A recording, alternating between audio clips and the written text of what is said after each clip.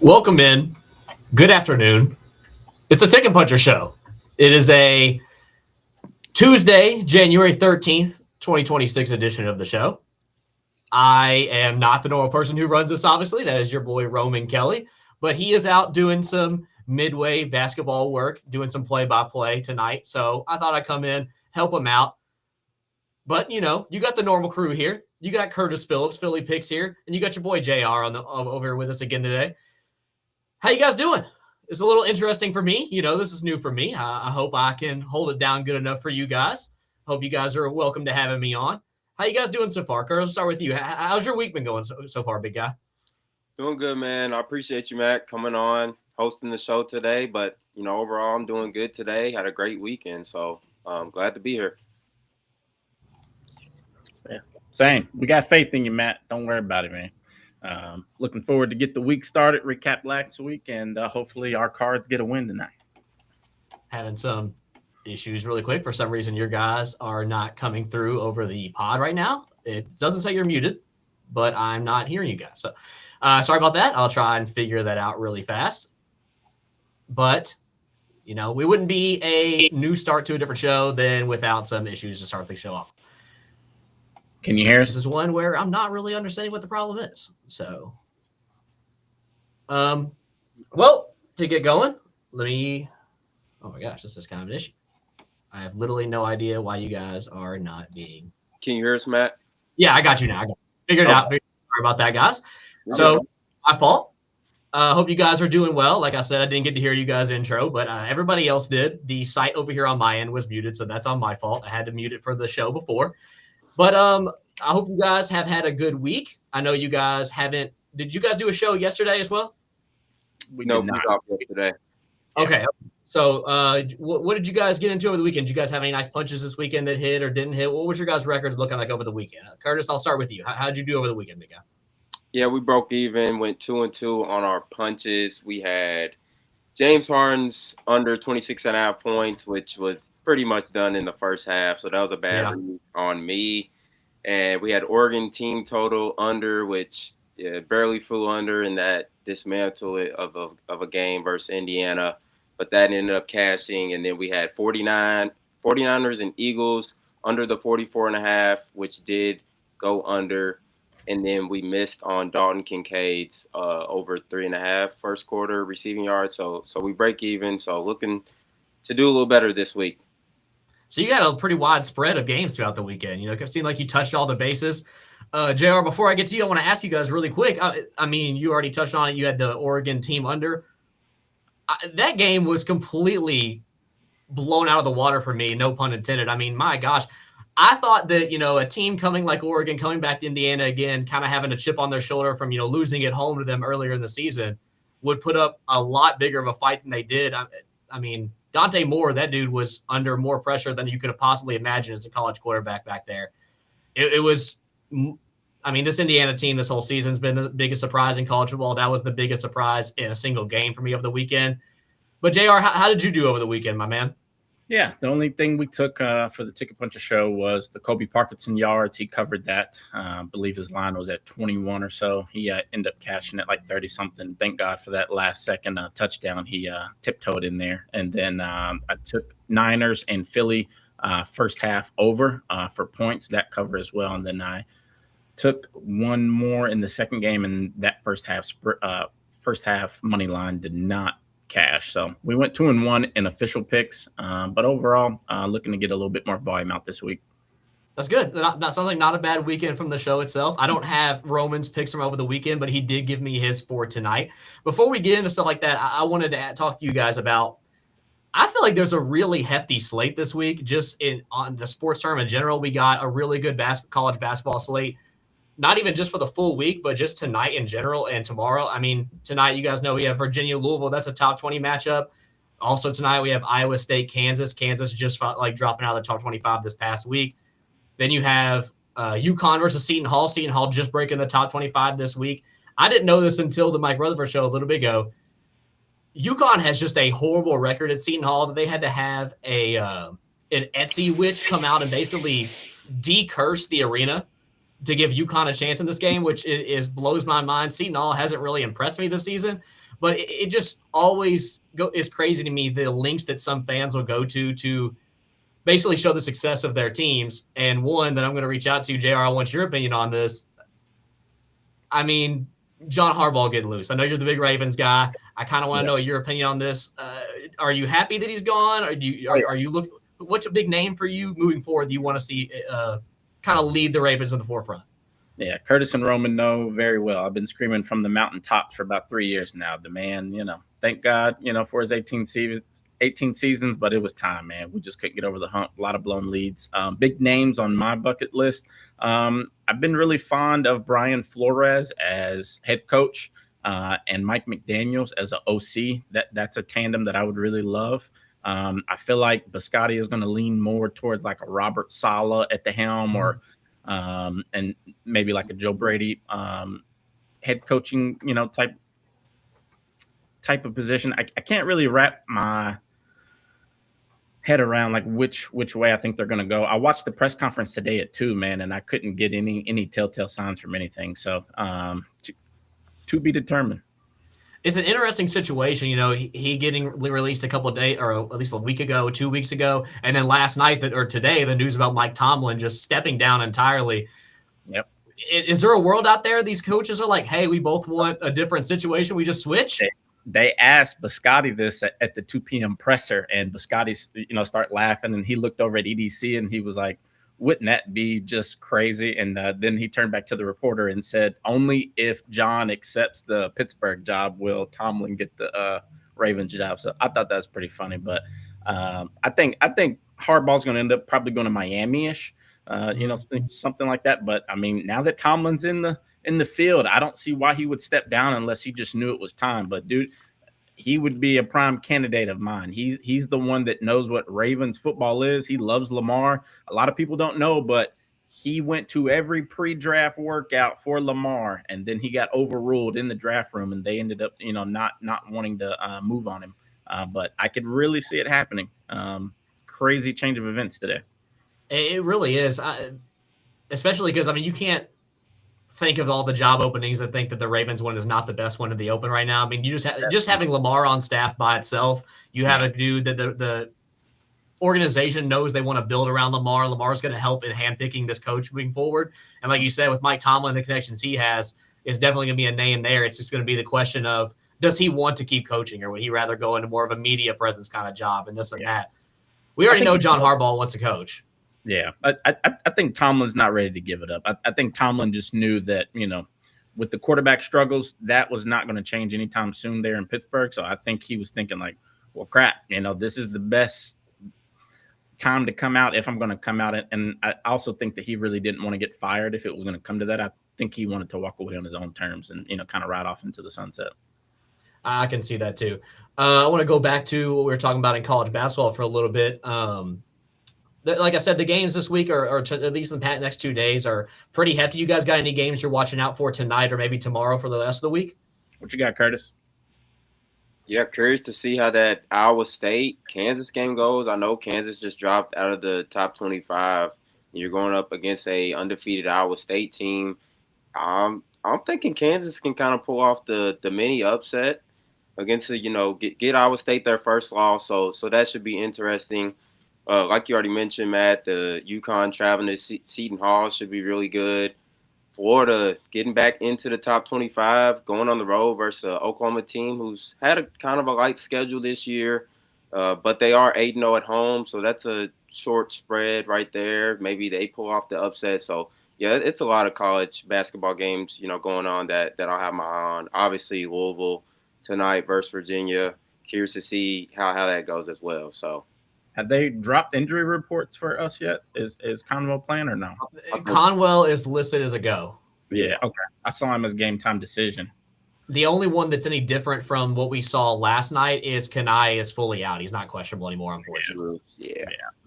Which, with their struggles defensively recently, that's something we really needed. This team isn't of a Virginia team of late. When they had Tony Bennett, they are an offensive prowess. They share the ball a lot. They're going to move the ball pretty quickly. So Louisville has struggled this season against teams that, rely heavily on one or two players, and they're not that great on ball, but they have succeeded against teams that share the wealth a lot, and Virginia does that. So it'll be really interesting how this team works without Kenai Roos playing against a team that, does swing the ball around. They don't focus on a Darius Acuff or a Cam Boozer or a Foster to really take it down to the rim whenever they can. It was interesting to see what they can do.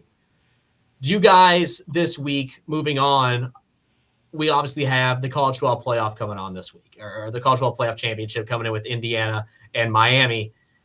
Do you guys think Miami has really any chance in this game with how the dominance we've seen from Indiana? I know that Miami has one of the best defenses in the country, but in some of these big games, we've seen the dudes like Ruben Bain not really show up. You don't really see his name called, and Indiana is a really stacked O-line. You saw what they did against Oregon. They're going to put pressure on Carson Beck, and Carson Beck, just like he did against Louisville, just like he did against SMU, if you put a man in his face, he makes bad decisions. He throws too deep down the field sometimes. He puts the ball in harm's way.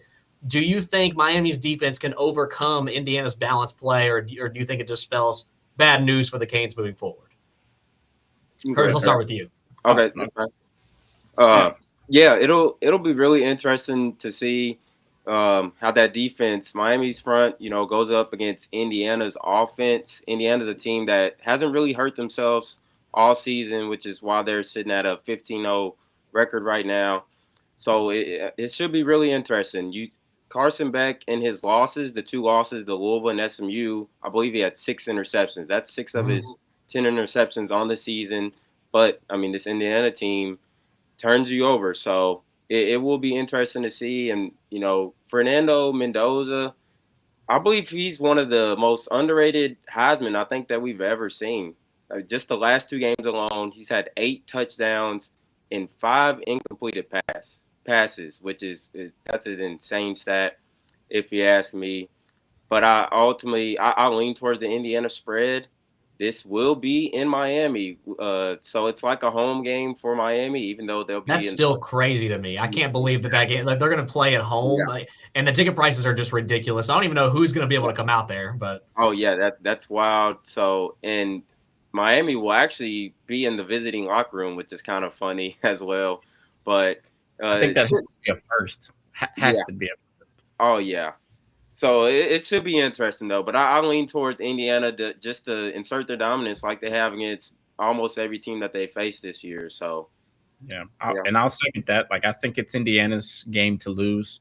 I do think Indiana's defense is going to try to overpower Beck in the offense. I don't think that's going to be a very balanced match. I do think this game is going to come down to Indiana's offense versus Miami's defense. That's the true game. And then special teams, as far as, we've seen a lot of muff punts, a lot of turnovers on kickoffs, things like that, like limiting all mistakes.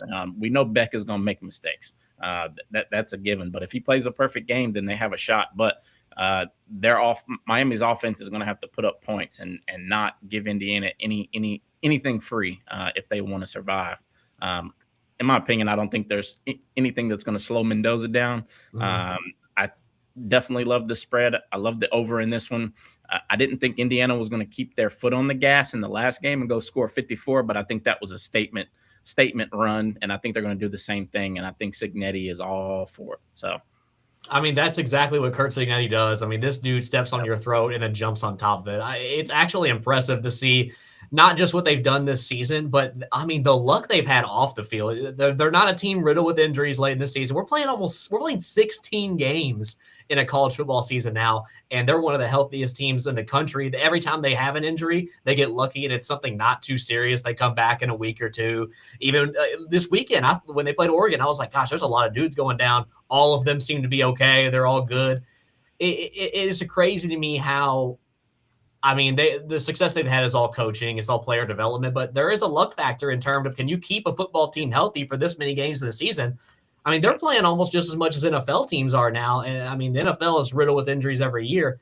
You guys both kind of agreed on the same point that you guys like the Indiana spread. Are we – knowing even how dominant Indiana has been I almost said Louisville, my apologies, how – with Miami's defense being so stout, are we surprised that 8.5 number?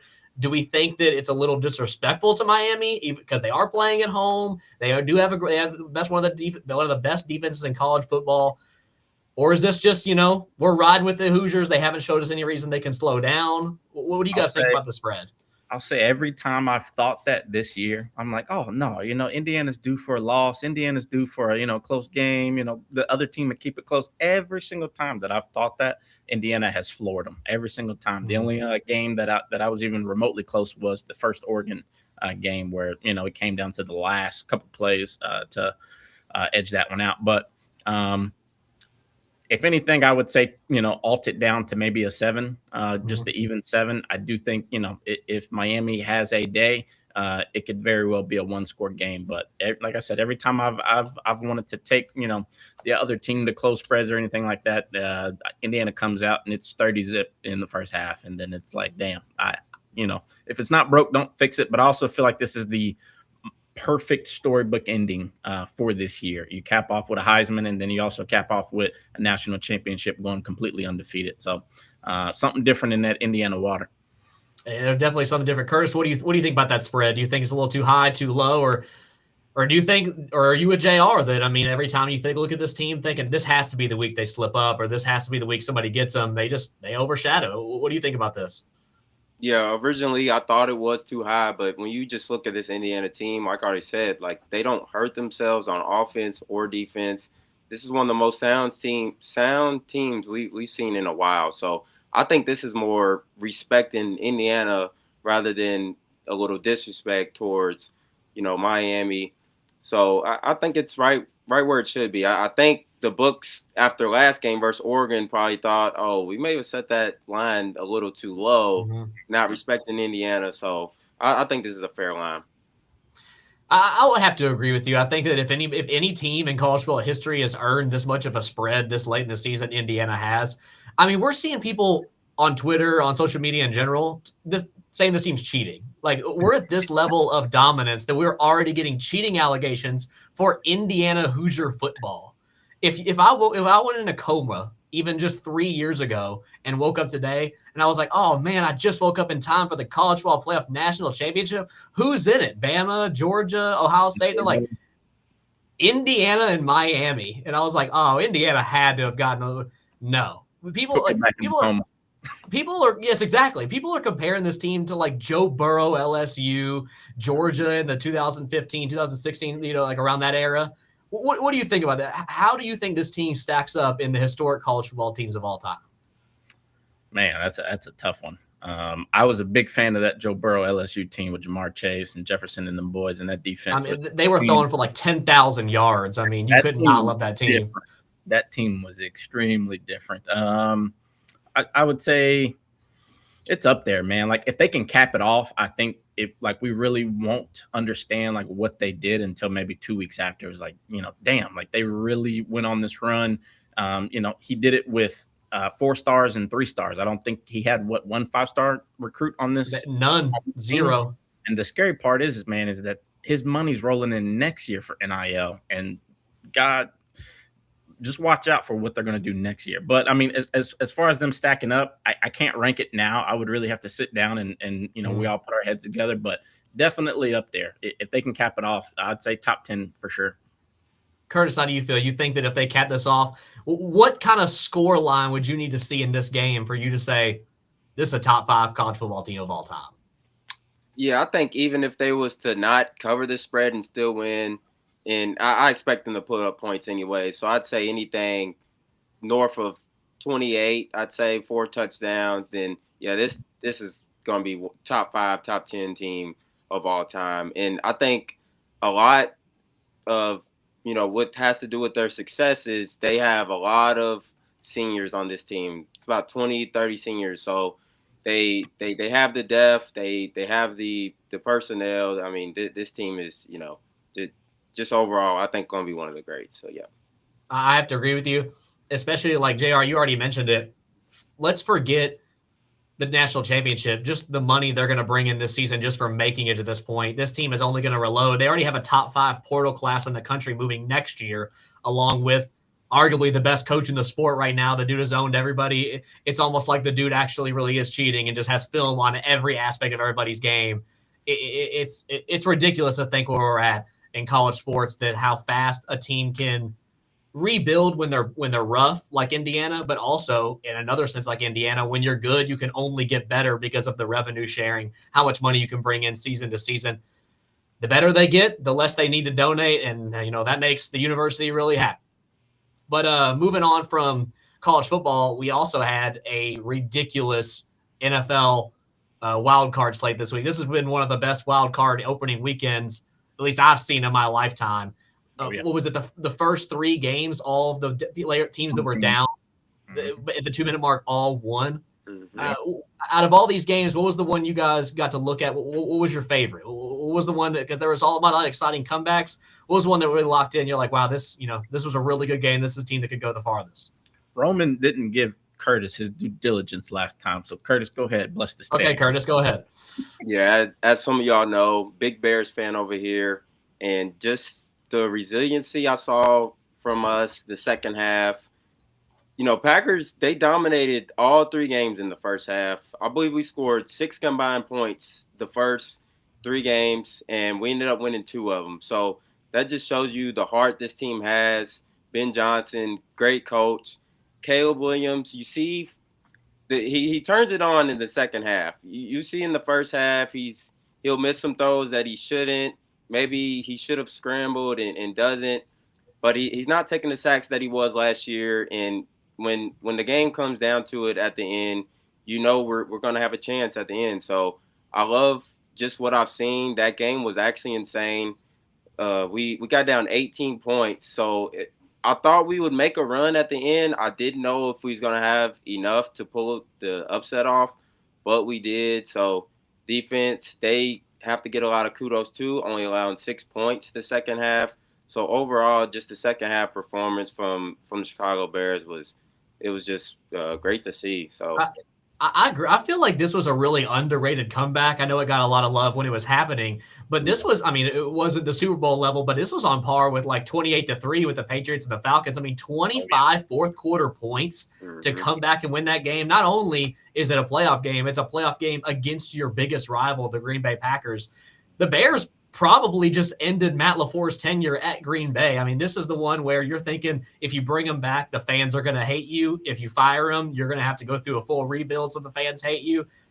Ben Johnson, I mean, what that man has done, I get that he's in a stacked lineup going up for Coach of the Year. You got Kyle Shanahan battling some of the most ridiculous injury cursing that I've ever seen. Mike Vrabel turned the Patriots around in one season. But, I mean, if anything, there should be like a three-way tie for Coach of the Year this season. There has been so much improvement with the Bears. I'm really impressed with them. Jared, what would you think about the slate this week, and what was something that caught your eye? I'm on the same game, watching, that first quarter, second quarter, and just watching Caleb and the body language of the team, them being at home. I was like, man, here we are again. Good old Bears football. They play good. Ben had them rolling. And then, Caleb was due for a really bad game, and just watching them. And then third quarter happens, and then fourth quarter, and you start sitting up in your seat. I was highly impressed. I overall wish the Jags and the Bills game would have ended differently. I'm on the same boat.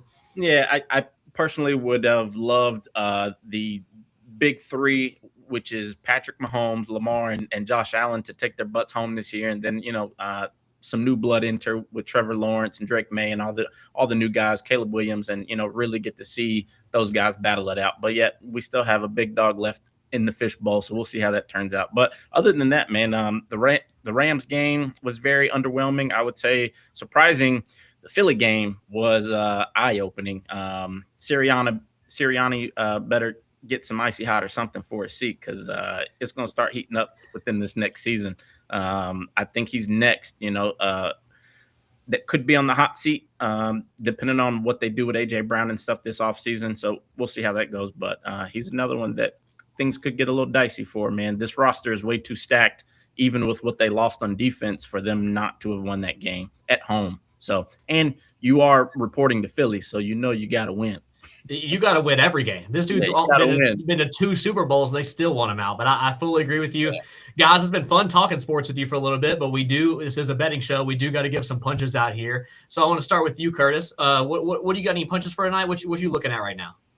Yeah, I'll start off with college basketball. Go to the Louisville game. Isaac McNeely going against his former team. I usually don't bet college props, but he's going against his former team. This is a must-take at 11.5 points at -118. He's averaging right around 11, and I think just with Conwell coming back, that's going to free him up for some more open shots today. And he's been shooting, not as good as we'd like for him to. So I think versus former team, he'll be up for this. He gets to at least 12 points. So that's my first official, and then I have 2 in the NBA. Dyson Daniels over 12.5 rebounds and assists. Going up against the Lakers, he had 21 the first matchup. The last 15 games, Lakers are giving up the 4th most rebounds and 6th most assists to the shooting guard position. So that would be my second official punch. And then third, we have Dante DiVincenzo over 26.5 points, rebounds, and assists at -115. He's averaging around 31 plus points, rebounds, and assists without Anthony Edwards. And he's hit this in 4 straight without Ant. There's no Rudy Gobert as well. I think that'll free up some rebounds. And he's also going up against his former team in the Milwaukee Bucks, where he started his career at. So I love all those 3. I love all those too. I like all those picks. JR, what you got?